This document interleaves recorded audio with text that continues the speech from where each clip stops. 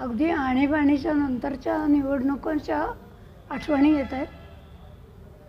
त्यावेळेला आम्ही असं म्हणत होतो, दारोदार जात होतो आणि भाजपचा प्रचार करत होतो.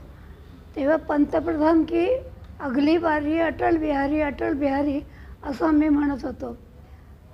आज जवळजवळ लातूरमध्ये काँग्रेसची अशीच आणीबाणीची परिस्थिती लादली आहे सगळ्या महाराष्ट्रावर, देशावर.